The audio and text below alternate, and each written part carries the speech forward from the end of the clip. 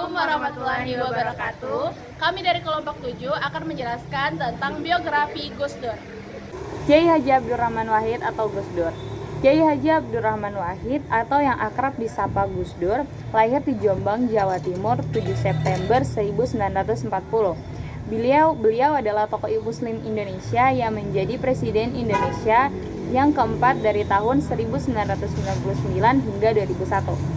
Ia menggantikan Presiden B.J. Habibie setelah dipilih oleh Majelis Permusyawaratan Rakyat hasil pemilu 1999. Penyelenggaraan pemerintahannya dibantu oleh Kabinet Persatuan Nasional. Masa kepresidenan Abdurrahman Wahid dimulai pada 20 Oktober 1999 dan berakhir pada sidang istimewa MPR pada 23 Juli 2001. Abdurrahman Wahid lahir pada hari keempat dan bulan ke-8 kalender Islam tahun 1940 di Denanyar, Jombang, Jawa Timur dari pasangan Wahid Hashim dan Soliha. Terdapat kepercayaan bahwa ia lahir tanggal 4 Agustus, tetapi kalender yang digunakan untuk menandai hari kelahirannya adalah kalender Islam yang berarti ia lahir pada 4 Sya'ban 1359 Hijriah. Sama dengan 7 September 1940. Ia lahir dengan nama Abdurrahman Wahid. Ia lahir dengan nama Abdurrahman Adakhil. Kata Adakhil tidak cukup dikenal dan diganti nama Wahid. Dan kemudian lebih dikenal dengan panggilan Gus Dur. Gus Dur adalah putra pertama dari 6 bersaudara. Ia lahir dalam keluarga yang sangat terhormat dalam komunitas Muslim Jawa Timur. Kakek dari ayahnya adalah Kiai Haji Hashim Asy'ari, pendiri Nahdlatul Ulama atau NU, sementara kakek dari pihak ibu Kiai Haji Bisri Syamsuri adalah pengajar pesantren pertama yang mengajarkan kelas pada perempuan. Ayah Gus Dur, Kiai Haji Wahid Hashim, terlibat dalam gerakan nasionalis dan menjadi Menteri Agama tahun 1949. Ibunya, Nyai Haji Soleha, adalah putri pendiri Pondok Pesantren Denanyar, Jombang. Saudaranya adalah Salahuddin Wahid dan Lili Wahid. Ia menikah dengan Sinta Nuria dan dikaruniai 4 putri, yaitu Alisa, Yeni, Anita, dan Inayah. Gus Dur secara terbuka pernah menyatakan bahwa ia memiliki darah Tionghoa. Ia adalah keturunan dari Tan Kim Han yang menikah dengan Tan Alok, saudara kandung Raden Patah. Tan Eng Hoa, pendiri Kesultanan Demak. Tan Alok dan Tan Eng Hoa ini merupakan anak dari Putri Champa, puteri Tiongkok, yang merupakan selir Raden Brawijaya. Tan Kim Han sendiri kemudian berdasarkan penelitian seorang peneliti Prancis, Louis Charles. Selanjutnya, pada tahun 1944, Gus Dur pindah dari Jombang ke Jakarta, tempat ayahnya terpilih menjadi ketua pertama Partai Majelis Syuro Muslimin Indonesia (Masyumi), sebuah organisasi yang berdiri dengan dukungan tentara Jepang yang saat itu menduduki Indonesia.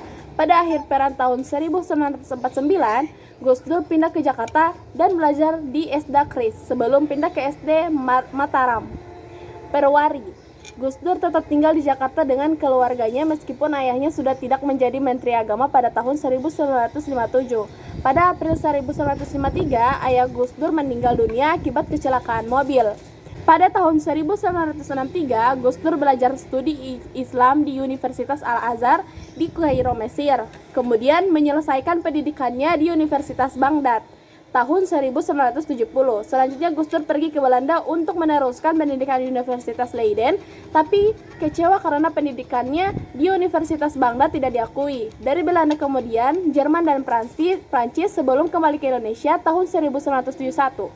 Gus Dur kembali ke Jakarta bergabung ke Lembaga Penelitian, Pendidikan dan Penerangan Ekonomi dan Sosial 3ES, organisasi yang terdiri dari kaum intelektual muslimin, progresif, dan sosial demokrat. LP3ES mendirikan majalah Prisma dan Gus Dur menjadi salah satu kontributor utama majalah tersebut.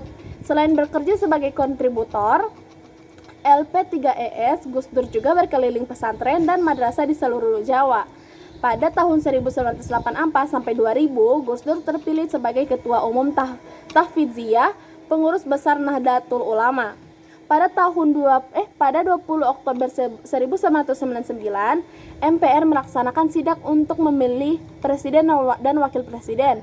Abdurrahman Gus Dur kemudian terpilih sebagai Presiden Republik Indonesia keempat bersama Megawati Soekarno Putri sebagai wakil presiden. Kabinet pertama Gus Dur bernama Kabinet Persatuan Indonesia. Gus Dur kemudian mulai melakukan dua reformasi pemerintah. Reformasi pertama adalah membubarkan Departemen Penerangan dan Departemen Sosial karena dianggap kurang maksimal dan hal fungsi dan perannya. Pada tahun 2000 di pemisahan institusi TNI dan Polri, di mana saat Orde Baru kedua institusi keamanan tersebut menjadi satu dengan nama ABRI. Rencana Gus Dur adalah memberikan Aceh referendum, namun referendum ini menentukan otonomi dan bukan kemerdekaan seperti referendum Timur. Gus Dur juga ingin mengadopsi pendekatan yang lebih lembut terhadap Aceh dengan mengurangi jumlah personal militer di negeri Serambi, Mekah tersebut. Pada 30 Desember 2000, Gus Dur mengunjungi Jayapura di Provinsi Irian Jaya. Selama kunjungannya, ia berhasil meyakinkan pemimpin-pemimpin Papua untuk menciptakan perdamaian dan memberi izin pemberian nama Papua sebagai pengganti Irian Jaya. Pada Januari 2001, Gus Dur mengumumkan bahwa Tahun Baru Imlek menjadi hari libur opsional. Tindakan ini diikuti dengan pencabutan larangan penggunaan huruf Tionghoa. Abdurrahman Wahid melakukan kunjungan terakhirnya ke luar negeri sebagai presiden pada Januari 2001 ketika ia mengunjungi Australia. Gus Dur menderita banyak penyakit, bahkan sejak ia mulai menjabat sebagai presiden. Ia menderita gangguan penglihatan, diabetes, dan gangguan ginjal juga dideritanya. Ia meninggal dunia pada hari Rabu 30 Desember 2009 di Rumah Sakit Cipto Mangunkusumo, Jakarta pada pukul 6.45 dan dimakamkan di pemakaman keluarga Pondok Pesantren Tabun, Jombang.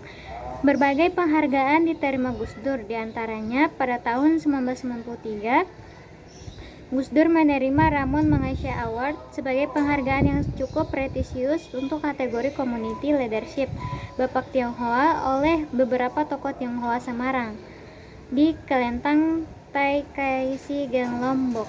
Pada tanggal 10 Maret 2004, ia mendapat penghargaan dari Simon Wiesenthal Center, sebuah yayasan yang bergerak di bidang penegakan hak asasi manusia. Gus Dur memperoleh penghargaan dari Nobel Valor yang berkantor di Los Angeles karena Gus Dur dinilai memiliki keberanian membela kaum minoritas. Salah satunya dalam membela umat beragama Konghucu di Indonesia dalam memperoleh hak-haknya yang sempat terpasung selama era Orde Baru. Dan masih banyak penghargaan lain diterima Gus Dur.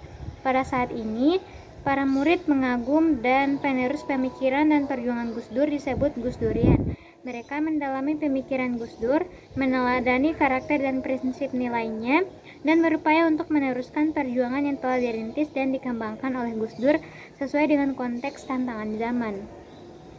Pemikiran, karakter, dan prinsip perjuangan Gus Dur terangkum pada 9 nilai utama, yaitu ketauhidan, kemanusiaan, keadilan, kesetaraan, pembebasan, kesederhanaan, persaudaraan, kekesatriaan, dan kearifan lokal. Sekian penjelasan video tentang biografi Gus Dur dari kami. Wassalamualaikum warahmatullahi wabarakatuh.